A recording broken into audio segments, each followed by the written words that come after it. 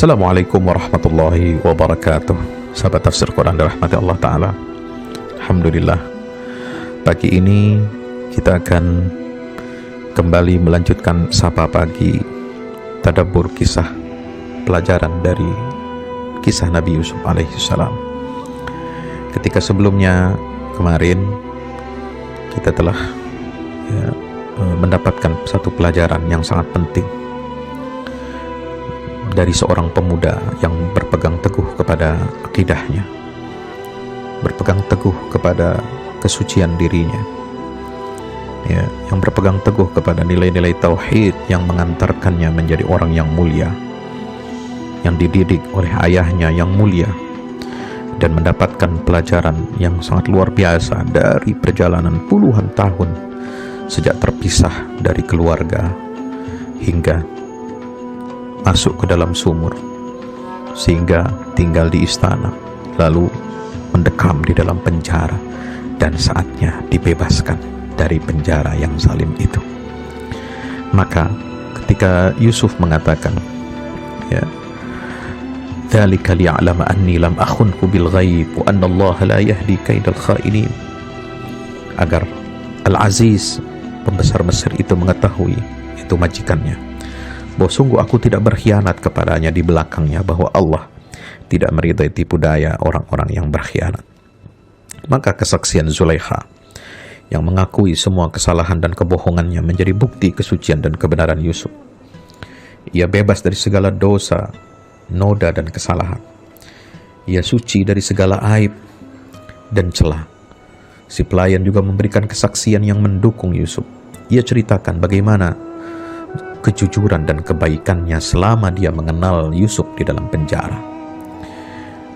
Pelayan itu mengenal Yusuf sebagai pribadi yang sabar, bijak, dan rendah hati. Ia juga memiliki pengetahuan dan wawasan yang luas.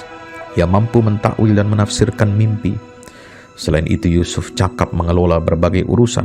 Bahkan penolakan Yusuf atas keinginan raja untuk membebaskan dari penjara dia tolak dengan santun. Ia hanya menghendaki kebenaran.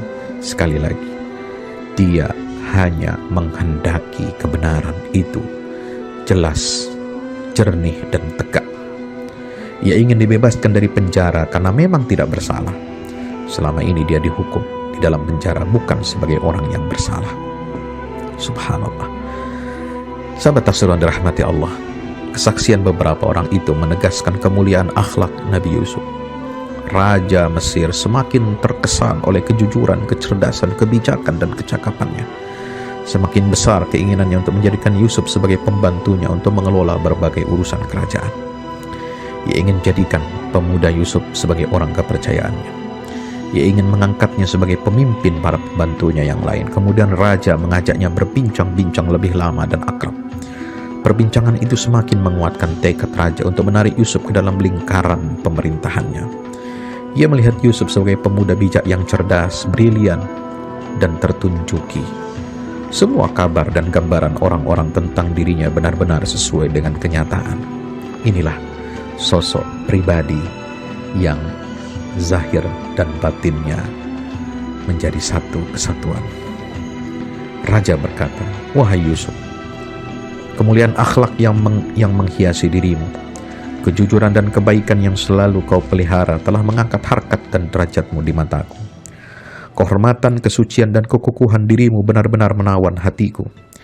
Kecerdasan dan pengetahuanmu yang luas telah mempesona banyak orang, termasuk aku. Sejak hari ini aku mengangkatmu sebagai bendahara negeri ini. Engkau akan bekerja untukku dan untuk negeri ini serta berusaha mewujudkan kemaslahatan dan kebaikan semua penduduk. Sejak saat itu aku memberimu wewenang yang besar untuk melakukan apa saja yang kau anggap penting, dan kekuasaan yang besar untuk menerapkan semua kebijakanmu." Sungguh, Yusuf, sebagaimana yang diutarakan oleh lawan-lawannya, oleh kawan-kawannya, sama kepribadiannya seperti yang nampak, tidak lebih tidak kurang. Maka itulah seorang pendakwah, seorang profesional, seorang pekerja keras, seorang pelayan umat, seorang pemimpin harus satu kata, satu perbuatan, ya, harus menjadi pribadi yang terpuji, pribadi yang unggul. Semua kawan maupun lawan menganggap baik dirinya, dan memang pantas dia mendapatkan kehormatan itu. Subhanallah. Yusuf memahami bahwa rakyat Mesir akan menghadapi hari-hari yang lapang dan yang sulit. Nil akan melimpahkan air dan kebaikan kepada mereka selama beberapa tahun. Lalu semua kebaikan dan berkah itu akan hilang, diganti dengan berbagai kesulitan dan bencana. Pacaklik dan kekeringan akan melanda Mesir selama beberapa tahun berikutnya. Karena itu, orang yang memegang kekuasaan perbendaharaan negara pasti akan menghadapi masalah dan beban pekerjaan yang sangat berat. Dia harus mampu mengelola seluruh kekayaan dan hasil bumi yang didapatkan selama 7 tahun pertama untuk menghadapi pacaklik selama 7 tahun berikutnya. Orang yang mengendalikan harta dan bendahara negara harus benar-benar cakap, cerdas, dan bijak. Harus memahami bidang pertanian, pengelolaan, hasil tani, dan sistem perbendaharaan yang baik dan efektif. Hasil pangan merupakan sumber kekuatan, penopang dan pendukung utama kesejahteraan rakyat.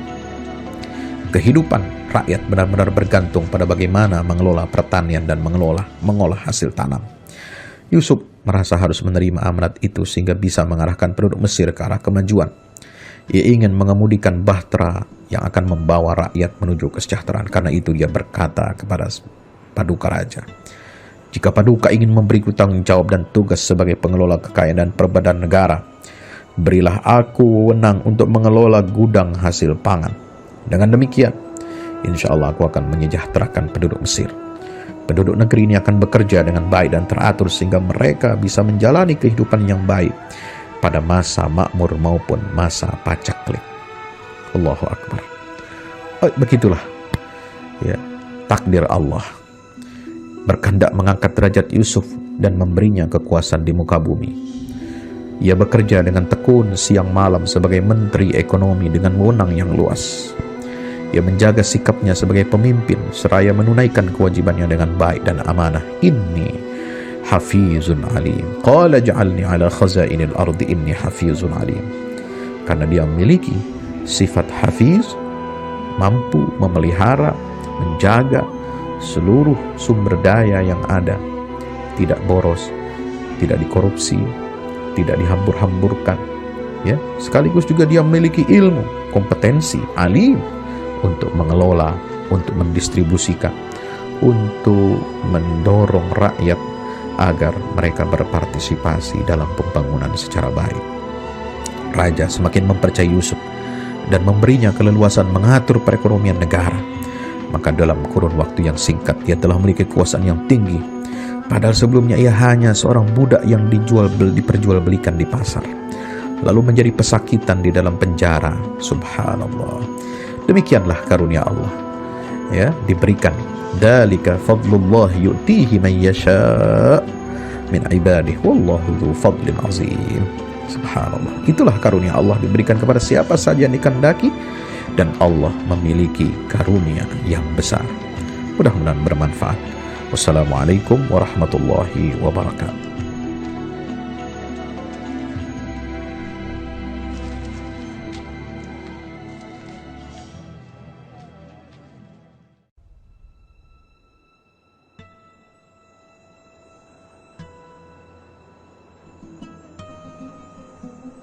بسم الله الرحمن الرحيم